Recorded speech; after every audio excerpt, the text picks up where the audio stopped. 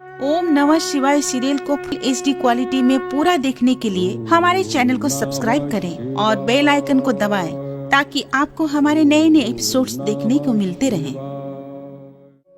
मैं ओंकार हूं। शक्ति, सामर्थ्य, सौभाग्य का अक्षय भंडार और शक्ति पुंज हूं। मैं प्राणी के जीवन को भव्य रूप और आकृति देने वाला शिल्पकार हूं। मैं ओंकार हूं। नारद की जिज्ञासा शांत करते हुए भोलेनाथ बताते हैं कि उनके श्वेत से उत्पन्न अंधक वन वन भटक रहा है। अंधकासुर के साथी उसे खोजने में सफल हो गए। तभी प्रहलाद भी उसकी खोज करता वहां आता है, किंतु असुर उस पर आक्रमण करते हैं। दिति भी उसे आकर प्रताड़ित करती है और वो चला जाता है। अब प्रहलाद श्री हरि विष्णु और अंधकासुर ब्रह्मदेव का जाप करने में संलग्न हो जाते हैं। विष्णु प्रकट होते हैं तो प्रहलाद उनके सम्मुख अंधकासुर के भविष्य की चिंता प्रकट करता है। मैं आ गया हूं दैत्य साम्राज्य की व्यवस्था करने के लिए। अब मैं दैत्य जाति की विजय पताका तीनों लोकों में फहराऊंगा। इसलिए तू भी दैत्य नीति अपना और मेरा सहायक बन और मेरा साथ दे। तुम्हारे क्रोध, दैत्य जाति, साम्राज्य और विजय की चर्चा तो हम करते ही रहेंगे मेरे अंधक भैया। तुम तो पहले ये बताओ कि कामदेव से उसका ये रूप कब छीन लाए? अचानक इतना घोर परिवर्तन कब और कैसे हुआ? यह परिवर्तन नहीं है, मेरा मूल रूप है। इससे पहले मैं अंधा था, दैत्यों के गुणों से अनभिज्ञ था, किंतु अब मुझे दिव्य दृष्टि प्राप्त हो चुकी है। अब मैं देख रहा हूं कि मेरे प्रयत्न से दैत्यों की शक्ति का चरम सीमा तक विकास होगा। अब तक तुमने जो विष्णु की भक्ति करके दैत्यों के विरुद्ध षड्यंत्र किया है, उसके लिए तो प्राणदंड भी कम है। किंतु तुम मेरे चचेरे भाई हो, इसलिए मैं तुम्हें क्षमा करता हूं। अब तुम्हारे लिए केवल एक ही मार्ग है कि तुम मेरे सहायक बनो और मेरा साथ दो। नहीं, कदापि नहीं। मैं दैत्य शक्ति का साथ नहीं दे सकता। दैत्य अपनी शक्ति का दुरुपयोग करते हैं, निर्दोषों को पीड़ित करते हैं, अपने सुख और स्वार्थ के लिए प्राणों तक को हरने का पाप करते हैं। दैत्य दूसरों को दुखी करके स्वयं सुखी होना चाहते हैं। नहीं, मैं धर्म और भक्ति के मार्ग को त्याग के तुम्हारा साथ कदापि नहीं दूंगा अंधक। अंधक, धर्मपरायण और विष्णु भक्त कायर नहीं होते। यदि तुम खड़ग की भाषा ही समझते हो तो मैं भी तुमसे इसी भाषा में विवाद करूंगा। इतना साहस! धर्म पर विश्वास रखने वालों के साहस की सीमा नहीं होती अंधक। मैं तुम्हारे अपवित्र उद्देश्य और अत्याचारी प्रहार को व्यर्थ करके तुम्हें यहाँ अनधिकार रूप से आने के लिए दंडित करूंगा। बहुत बोल रहा है तू दुष्ट!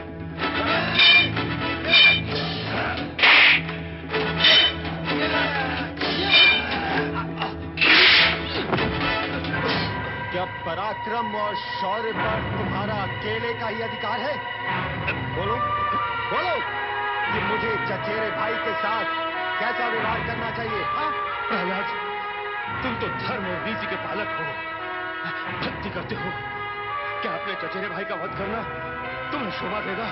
और तुम्हें शोभा देता है अपने भाई पर प्रहार करना? देता ही होगा। दैत्य वृत्ति के जो ठहरे, अनाचार और अत्याचार नहीं करोगे तो दैत्य वृत्ति का विनाश ना हो जाएगा? विवाद समाप्त करो प्रहलाद। मेरे प्राण लेकर तुम्हें क्या लाभ होगा? लाभ के विषय में सोचने तक ही तुम्हारा जीवन सीमित है अंधक। तो अब मैं केवल तुम्हारे लाभ के ही विषय में सोचूंगा। केवल सोचूंगा ही नहीं, करूंगा भी। क्या? हाँ, मैं जानता हूं कि अपने वरदान के उन्माद में तुम वो सब कार्य करोगे जो तुम्हें नहीं करने चाहिए। मुझसे पराजित होने पर भी तुम वो सब कार्य करोगे जो तुम करना चाहते हो। मेरे रोकने पर भी तुम रुकोगे नहीं।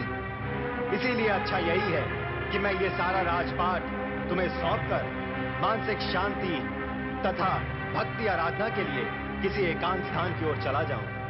ये तुम क्या कह रहे हो भैया प्रहलाद?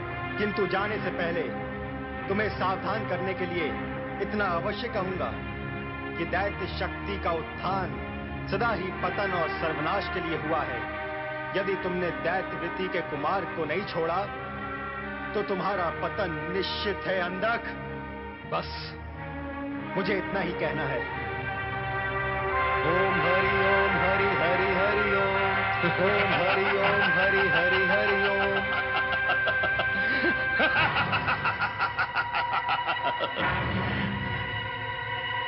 अच्छा हुआ जीवित बचकर भाग गया। कायर कहीं का, यहां ठहरता तो मेरे हाथों से मारा जाता।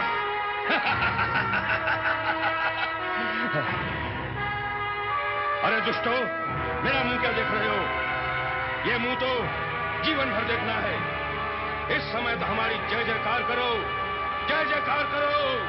महाबली दैत्यराज अंधकासुर की जय। महाबली दैत्यराज अंधकासुर की जय।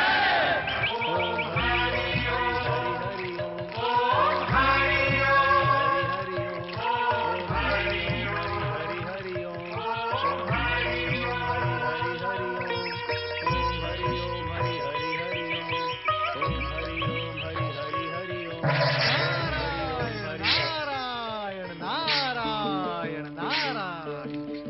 देव ऋषि नारद, प्रहलाद का विनम्र प्रणाम स्वीकार करें। देव ऋषि सदा कल्याण भव।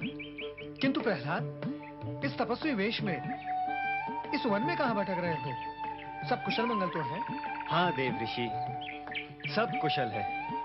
मुझे तो नहीं लगता प्रहलाद। अच्छा ये बताओ, इस समय कहां जा रहे हो? गुरुवर, मैं दैत्यों का राजपाट दैत्य अंधकासुर को सौंपकर विष्णु भक्ति तथा मानसिक शांति के लिए किसी ऐसे स्थान की ओर जा रहा हूं जहां दैत्यों के कुकृत्यों की छाया भी ना पड़ सके। देव ऋषि, सज्जन सदा चंदन को अपनाते हैं और दुर्जन बबूल को। नारायण नारायण। तुम जैसे भक्त के लिए यही शोभनीय है प्रहलाद कि तुम श्री हरि विष्णु की भक्ति में प्रवृत्त हो जाओ। वैसे सत्य ये भी है कि अब अंधकासुर का अंत समीप है। सावधान तो मैंने भी किया है उसे, चेतावनी भी दी है देव ऋषि। मेरी इच्छा है कि विधाता उसे सुबुद्धि दे। तुम जैसे सज्जन और सत्पुरुष सदा दूसरों के हित का विचारते हैं, किंतु दुर्जन और अहंकारी स्वयं अपना ही हित विचारने से चूक जाते हैं। ये अंधकासुर उन्हीं में से एक है। यह भगवान भोलेनाथ के श्वेत से उत्पन्न हुआ है और इसका अंत भी भगवान भोलेनाथ के हाथों ही होगा। अब मृत्यु से पूर्व वो क्या क्या उद्दंडता करता है, ये तो भगवान भोलेनाथ ही जाने। हाँ, उनकी माया को कौन जान सकता है देव ऋषि। प्रहलाद, तुम तो श्री हरि विष्णु के परम प्रिय भक्त हो। उनकी कृपा छाया बनकर तुम्हारे साथ रहेगी। निकट भविष्य में शीघ्र ही तुम पूर्ण गौरव प्राप्त कर सकोगे। मुझे गौरव की इच्छा नहीं देव ऋषि। मैं तो केवल भगवान विष्णु की कृपा और आपके आशीर्वाद का इच्छुक हूँ। आपने जो मेरा मार्गदर्शन किया उसके लिए मैं आपका सदैव आभारी रहूंगा देव ऋषि। तुम्हारा कल्याण ही कल्याण होगा। नारद का आशीर्वाद प्राप्त कर प्रहलाद भक्ति आराधना हेतु एकांत स्थान की ओर चला गया।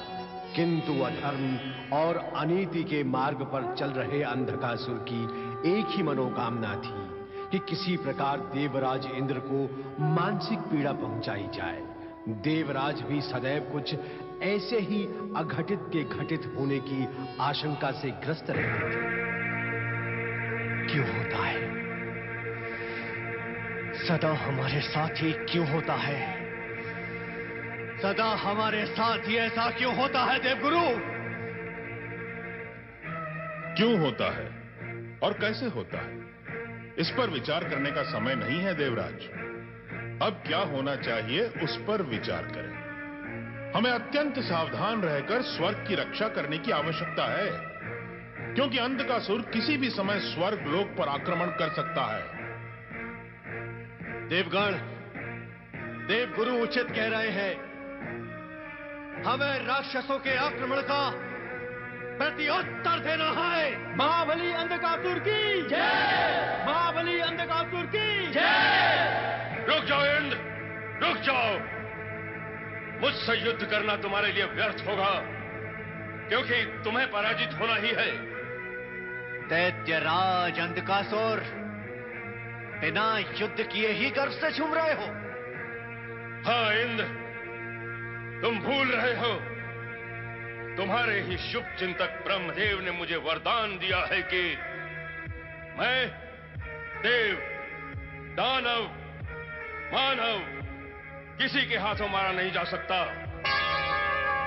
इसीलिए मैं तुम्हें कहता हूं कि मुझसे युद्ध करके क्यों पराजित होना चाहते हो? यदि तुमने मुझसे युद्ध किया तो ना तो तुम स्वर्ग के रहोगे और ना ही पृथ्वी के।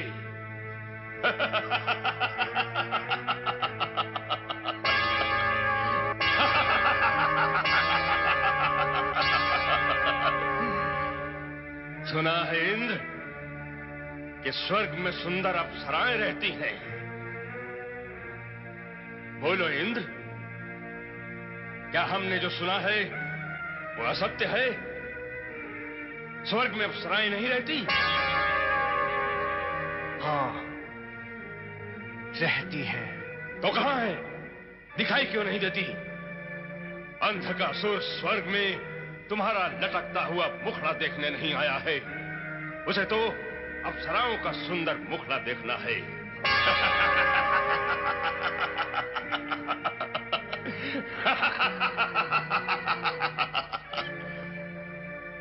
सुना है इंद्र, तुमने इस स्वर्ग में रहकर बहुत सुख भोगा है। जिस सुख को तुमने भोगा है, क्या अन्य कोई उसे भोगने की इच्छा नहीं कर सकता?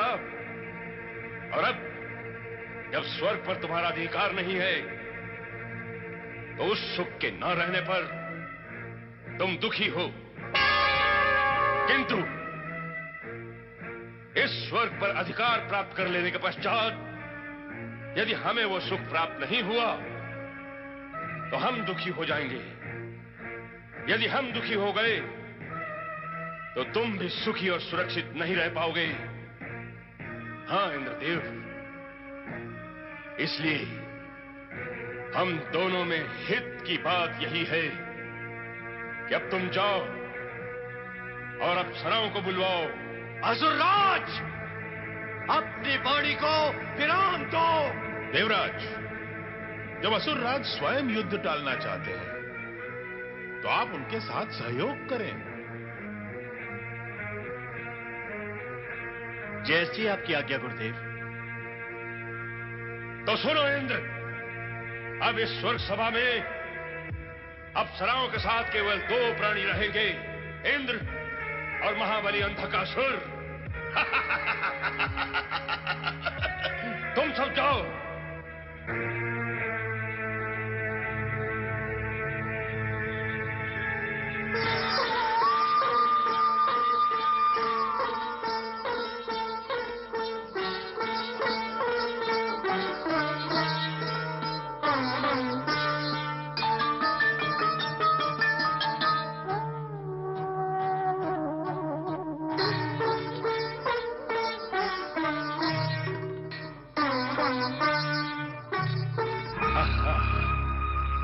आज तक किसी देवता और दैत्य की समझ में नहीं आया होगा, और मेरी समझ में आ गया। इंद्र, जिस विराट सत्य को मैं समझ गया हूं, क्या तुम भी समझ सके हो? कौन सा विराट सत्य अंधकासुर? यही कि तुम और तुम्हारे देवता स्वर्ग सिंहासन को त्याग करने के लिए कभी तैयार क्यों नहीं हुए, और हमारे पूर्वज दैत्य स्वर्ग पर अधिकार और प्रवेश पाने के लिए सदा लालायित क्यों रहे? इन अप्सराओं के कारण से तुम देवताओं को भी अप्सराएं चाहिए और हम दैत्यों को भी। शेष सारे विषयों पर हमारे मतभेद हैं, किंतु अप्सराओं के विषय पर हम एक मत हैं। ये तुम्हारे मन को मोहती हैं, किंतु हमारे तो मन तन के कण कण को मोहित करती हैं।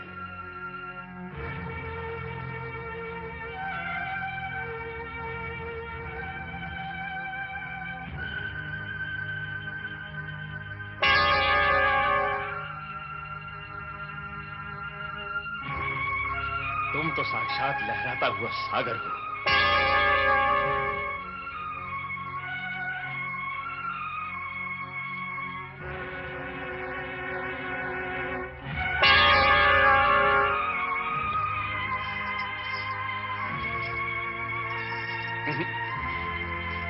तुम्हारे रूप की मदिरा तो हमारे नेत्र पी ही रहे।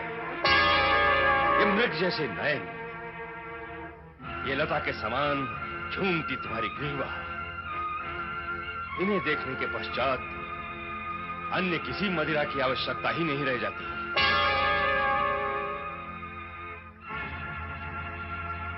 अरे, एक कोमल फूल ने ढेर सारे फूलों का बोझ उठा रखा है।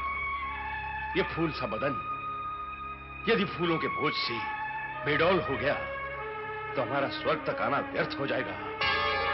यदि बोझ उठाना ही है तो हमारे प्रेम का बोझ उठाओ।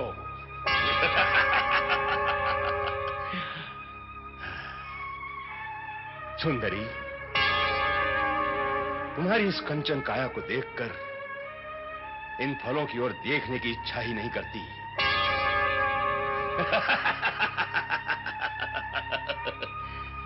इंद्र, जब जब असुरों ने स्वर्ग पर अधिकार किया है, सदा तुम्हें स्वर्ग सिंहासन से वंचित कर स्वर्ग से खदेड़ दिया है, किंतु हम ऐसा नहीं करेंगे। परंतु ऐसा करने के लिए इंद्र, तुम्हें हमारी दास्ता स्वीकार करनी होगी। जिस प्रकार सम्राट के अधीन राजा सम्राट को कर चुकाता है, उसी प्रकार तुम्हें भी हमारा करदाता बनना होगा। तुम किस कर की बात कर रहे हो अंधकासुर? एक तो ये सुंदर अप्सराएं हमारी राजसभा की शोभा बनेंगी, दूसरे यज्ञों से तुम्हें प्राप्त निश्चित भाग पर हमारा अधिकार होगा, ताकि यज्ञों के प्रभाव से हम सुरक्षित रह सकें। क्या सोच रहे हो? यही कि इसके लिए मुझे देवगुरु बृहस्पति व देव परिषद से विचार विनिमय करना होगा। अंधक किसी को सोच विचार करने का समय नहीं देता। सोच विचार करने का अर्थ है कि जो हमने कहा है वो तुम्हें उचित नहीं लगा। यदि ऐसा है तो हम तुम्हें तुरंत बंदी बनाकर पृथ्वी के बंदी गृह में डाल देंगे और स्वयं स्वर्ग सिंहासन पर आसीन हो जाएंगे। हमारी बात ध्यान से सुनो इंद्र। ब्रह्मदेव से हमें प्राप्त वरदान के कारण देवताओं की शक्तियां नष्ट हो चुकी हैं। यदि हमसे टकराने का साहस किया गया तो इसका परिणाम बहुत भयंकर होगा। नहीं दैत्यराज, नहीं, हम आपसे टकराने के इच्छुक नहीं हैं। मैं सहर्ष आपका करदाता बनना स्वीकार करता हूं और आज से ये अप्सराएं आपके अधिकार में है।